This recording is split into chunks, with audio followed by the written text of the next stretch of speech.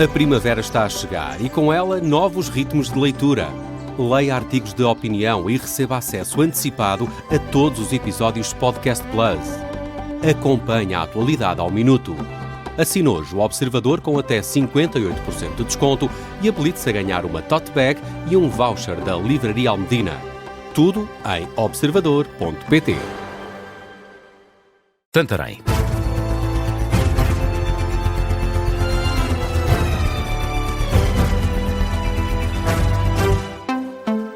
Está a começar o Jornal do Meio-Dia com a edição do Luís Soares. Luís, o preço do gasóleo pode aumentar mais de 20 cêntimos na próxima semana.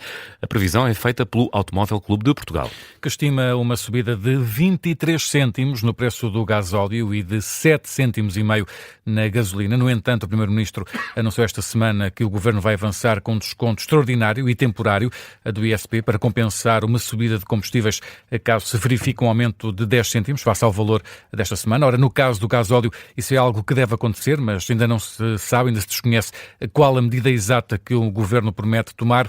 Esta subida fica a dever sem muito ao aumento do preço do petróleo, que esta manhã chegou a superar os $87 por barril. É um máximo desde 2024. A dimensão do conflito no Médio Oriente, que se estende agora de Chipre à Arábia Saudita, ameaça provocar perturbações significativas no fornecimento global de petróleo, com os analistas a avisar que um conflito prolongado pode levar o preço do petróleo para valores acima dos $100. Já o ministro da Energia do Qatar avisa que o conflito no Médio Oriente pode levar o preço do petróleo até aos $150 por barril e deitar abaixo as economias mundiais.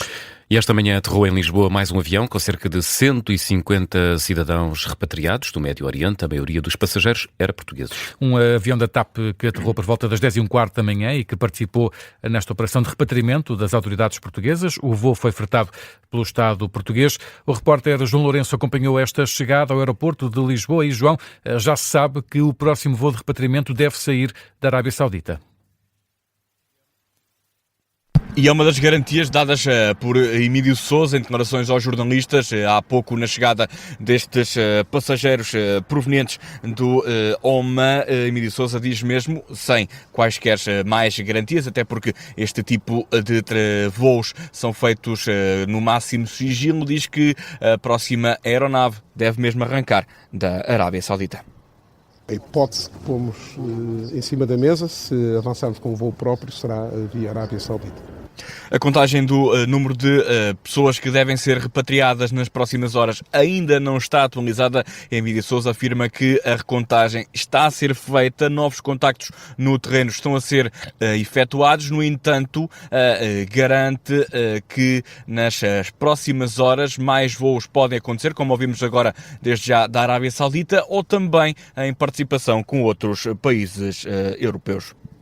Estamos agora a fazer novamente uma ronda pelas pessoas que lá estão para ver os que têm vontade de vir. Porque há duas situações que é importante distinguir. Os residentes, a maioria quer continuar lá, sentem-se seguros, os meios de defesa aéreos dos países onde estão funcionam bem, e há os viajantes que foram apanhados numa situação muitas vezes até de transbordo de avião que esses querem vir. Portanto, são duas situações diferentes.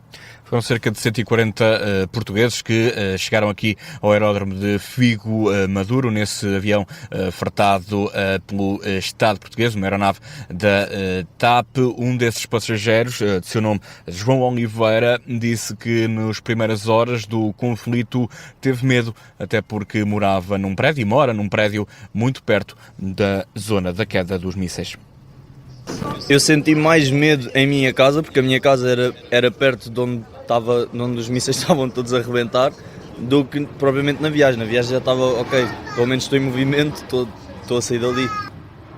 Ficam um dos vários relatos que recolhemos destes passageiros que chegaram agora a Figo Maduro, chegaram neste caso mais tranquilos. Era esse o ambiente que descreveram no voo que arrancou de Oman, que esteve ainda em paragem técnica em Atenas, na Grécia, e que agora já está em Lisboa. Os passageiros estão são e salvos.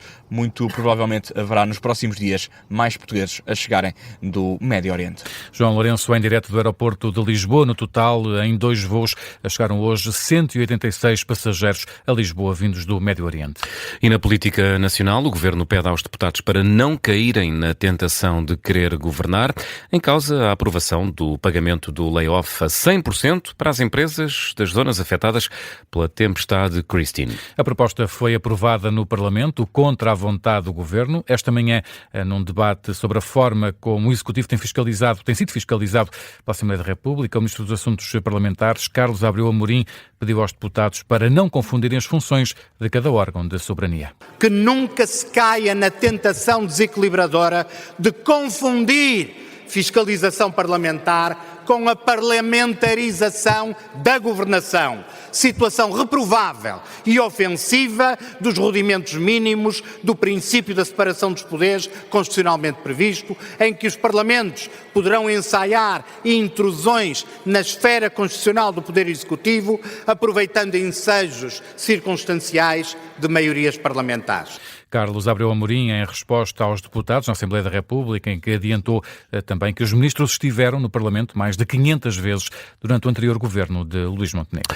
E o antigo Ministro da Saúde, Fernando Leal Costa, considera que o governo se deixou fragilizar com as críticas de Pedro Passos Coelho. Em causa estão críticas deixadas por Passos Coelho à governação de Luís Montenegro. Nos últimos dias, o antigo Primeiro-Ministro defendeu que o Executivo devia ter procurado um acordo com o Chega, a Iniciativa Liberal, para assegurar reformas. Ora, nesta sequência, Luís Montenegro propôs antecipar as eleições diretas do PSD e deixou no ar um desafio a Passos Coelho para concorrer. Ouvido no explicador desta manhã, o antigo Ministro da Saúde, Fernando Leal da Costa, interpreta o discurso do ex-Primeiro-Ministro como uma crítica construtiva, mas considera que o Executivo se deixou afetar. O Governo é que se deixou fragilizar pela resposta que teve às críticas. O Dr. Passos Coelho fez um conjunto de críticas, algumas delas eu poderei concordar com elas, outras nem tanto, mas fez as críticas as mesmas de que o Governo do Dr. Passos Coelho, de que fiz parte, foi alvo de imensas críticas por parte de figuras destacadas do PSD e não foi por isso que deixámos de fazer o nosso trabalho. Penso que o Dr. Montenegro, como digo, ele está eventualmente profilaticamente a querer olhar para uma ameaça que ele sentirá dentro do partido e que não é o Dr. Passos Coelho. São formas de responder, mas o que me parece é que as críticas pretenderam ser construtivas. Se o Sr. Primeiro-Ministro tem uma leitura diferente, enfim, ele deverá explicar. A interpretação de Fernando Leal da Costa, também Carlos Carreiras, ex-autarca de Cascais, vê um ponto de vista construtivo nas palavras do antigo Primeiro-Ministro.